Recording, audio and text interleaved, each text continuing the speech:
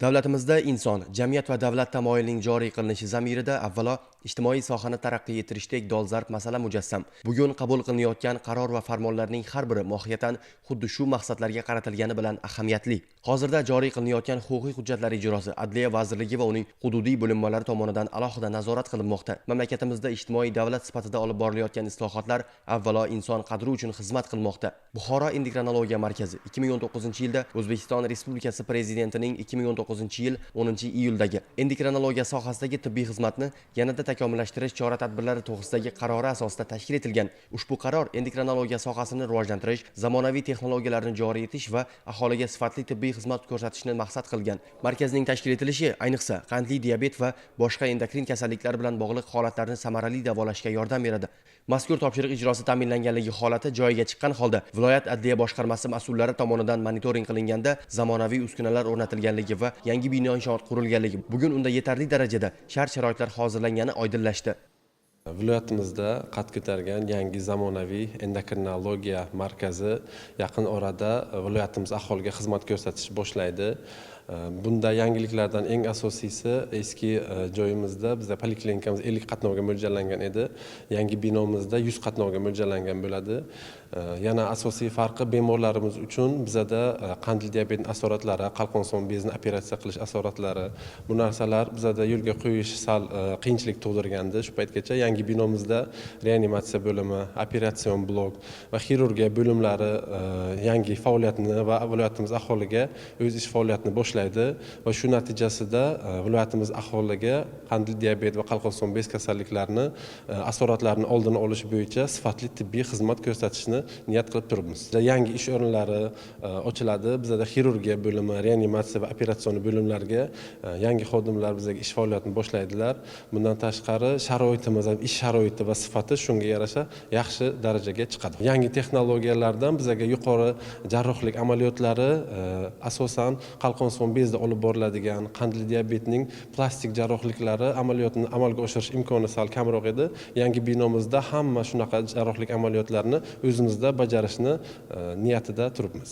Xalqqa yaqinlashayotgan tibbiyot bugun ko'plab murakkab jarrohlik amaliyotlarini mahalliy sharoitda davolash imkonini bermoqda. Foydalanishga topshiriladigan yangi davolash bo'limi ham ayni shu maqsadlarga xizmat qiladi. Davlat mablag'lari evaziga zamonaviy tibda qad ko'targan majmua barcha turdagi tibbiy uskunalar bilan jihozlangan. E'tiborli tomoni bunday zamonaviy tibbiyot uskunalari bilan jihozlangan yangi bo'limda mahalliy va xorijlik mutaxassislar ishtirokida yuqori texnologik operatsiyalar muvaffaqiyatli amalga oshirilishi rejalashtirilgan. Buxoro bolalar ko'p tarmoqli shifoxonasi davlatimiz rahbarining O'zbekiston Respublikasida sog'liqni saqlash tizimini yanada takomillashtirish va uning moddiy texnik bazasini mustahkamlash chora-tadbirlari to'g'risidagi qarori asosida jihozlandi. Ushbu qaror 2020-yil 28-dekabrda imzolangan bo'lib, shifoxonalar va tibbiyot muassasalarining moddiy texnik bazasini mustahkamlash, zamonaviy uskunalar bilan ta'minlash va tibbiy xizmat ko'rsatish sifatini yaxshilash maqsadida amalga oshirilgan. Shu asosda Buxoro viloyatidagi bolalar shifoxonasi yangi texnologiyalar va uskunalar bilan jihozlanib, bolalar salomatligini saqlash va davolash samaradorligini oshirishga qaratilgan. Bolalar ko'p tarmoqli shifoxonasi qayta jihozlanishi bolalar uchun tibbiy xizmatning sifati va qulayligini yaxshilashga yordam beradi. Shifoxona ichki va tashqi inshootlarni modernizatsiya qilish, yangi uskunalar bilan ta'minlash va malakali tibbiy xodimlar bilan to'ldirish orqali o'zining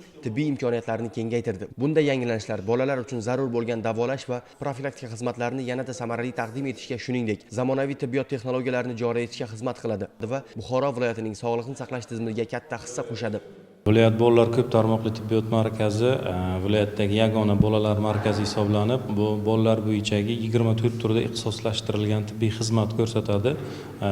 Bundan tashqari viloyatdagi diagnostika markazi ham hisoblanadi. Bolalar bo'yicha markazimizda oxirgi 6 yil hisobida yuqori texnologik jarrohlik amaliyotlari soni juda ham ortmoqda. Misol uchun ko'radigan bo'lsak agar oldinlari respublika sharoitida amalga oshiriladigan va chet ellarda amalga oshiriladigan tug'ma nuqsonlar, ya'ni bu tug'ma lab nuqsonlari, tug'ma tanglang nuqsonlari, quloq nuqsonlari hozir viloyatning o'zida amalga oshirilyapti va undan tashqari markazimizda tug'ma yurak nuqsoni bo'lgan bolalarni 25-yildan sun'iy qon aylantirish apparati olib berish natijasida jarrohlik amaliyotlari yo'lga qo'yildi va davomiy ravishda olib borilmoqda. Buyrak nuqsonlari va ichak nuqsonlarida kesmasdan jarrohlik amaliyotlari, ya'ni endoskopik amaliyotlar yo'lga qo'yilgan bo'lib, laparoskop apparati orqali kichkina teshiklar orqali ushbu nuqsonlar bartaraf qilinib, bemorlarning yotish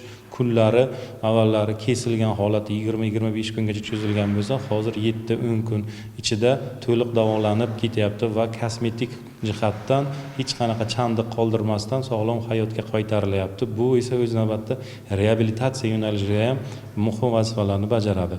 Bundan tashqari markazda gemodializ apparati olib berilgan bo'lib, gemodializ apparati orqali bolalarni nuqsonlari va surunkali buyrak kasalliklari doimiy ravishda nazoratga olinib, ixtisoslashtirilgan davlat byudjet mablag'lari hisobidan tibbiy yordam ko'rsatib kelinmoqda. Markazni barcha yo'nalishlari bo'yichagi amaliyotlari o'sha prezidentimizda belgilab berilgan chora-tadbirlar rejasi asosida amalga oshirilib, viloyat aholisi uchun qulay sharoitda yaratilgan.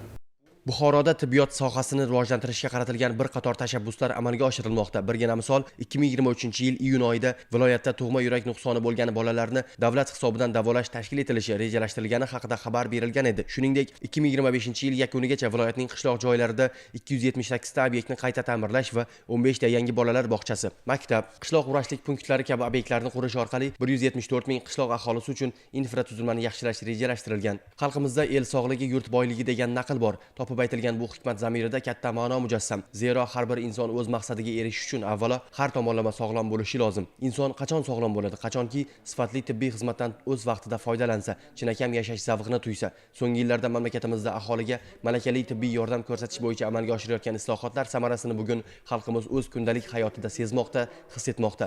Buni birgina o'tgan davrda aholiga tibbiy xizmat ko'rsatish tizimini takomillashtirish, kasalliklarni barvaqt aniqlash va oldini olish, tibbiy xizmatlarni aholiga yaqinlashtirish va ularning sifatini oshirish, tibbiyot muassasalarining moddiy texnik bazasini mustahkamlash hamda kadrlar salohiyatini oshirish borasida erishilgan. Masalan, Respublika shoshilinch tibbiy yordam ilmiy markazi Buxoro filiali zamonaviy texnikalar va MRT, magnit rezonans tomografiya hamda MSKT, multispiral kompyuter tomografiyasi apparatlari bilan jihozlandi. Bu yangi texnologiyalar shoshilinch tibbiy yordam ko'rsatishda, ayniqsa tashxis qo'yishda aniq va samarali yordam beradi. Markazimizda 2 ta apparat olib kelingan, yangi rusumdagi. Mana bunisi MSKT apparatimiz, Cinevision rusumli 128 kesmali apparat hisoblanadi va qo'shni xonada MRT 1,5 Teslali apparat bor. Bu apparatura kelgandan buyon bizda yangi tekshiruv metodlari qo'shildi. Bu qon tomirlarini kontrast orqali ko'rish, insultni yanada tezda diagnostika qilish, bo'g'imlarni MRT qilish usullari paydo bo'ldi. Bu shaxsan bu apparatga keladigan bo'lsak, именно shu apparatda xohlagan turdagi tomir kasalligini topib bo'ladi. MSKT bilan chegaralangan holda, ya'ni yurak kasalliklari, yurak ateroskleroz kasalliklari, trombozlar, o'pka arteriyasi emboliyasi kabi kasalliklarni topib, uni tez tashxis qo'yib, kerakli vrachlarga yo'naltirib davolashimiz mumkin. MRT va MSKT tizimlari yordamida turli kasalliklar, shu jumladan yurak, asab tizimi va boshqa ichki organlardagi o'zgarishlar tez aniqlanishi mumkin. Bu Buxorodagi tibbiyot infratuzilmasini yanada rivojlantirishga va aholiga yuqori sifatli tibbiy xizmat ko'rsatishga yordam beradi. Davlatimiz rahbari topshirig'i asosida Buxoro viloyat adliya boshqarmasi mas'ullari tomonidan olib borilgan nazorat tadbirlarida yuqoridagi yo'nalishlarda maxsus bo'limlarni ochish hamda mutaxassislar tayyorlashni yo'lga qo'yish ishlari belgilangan tartib asosida bajarilgani ma'lum bo'ldi. O'zbekiston Respublikasi Prezidenti qonunchilik hujjatlari ijrosini samarali tashkil etishda davlat boshqaruv organlari, mahalliy ijro etuvchi hokimiyat organlari rahbarlarining shaxsiy javobgarligini kuchaytirishga doir qo'shimcha chora-tadbirlar to'g'risidagi Prezident farmoniga asosan adliya organlariga qo'shimcha vazifalar yuklatilgan. Jumladan, aynan Prezident hujjatlari ijrosini o'z vaqtida sifatli amalga oshirayotgan ishlar bo'yicha joylardan monitoringlarni amalga oshirdik. Jumladan, Buxoro viloyatida aynan kardiologiya sohasi bo'yicha, yurak qon tomirlari amalga oshirilayotgan o'zgarishlar bo'yicha yo bo'lmasa aynan voyaga yetmagan yosh bolalarimiz uchun amalga oshirilgan qulayliklar va ta'minlab berilgan jihozlar bo'yicha bir qator monitoringlarni amalga oshirdik va belgilangan tartibda jihozlanganligi, tegishli muolajalar amalga oshirilayotganligini guvohi bo'ldik.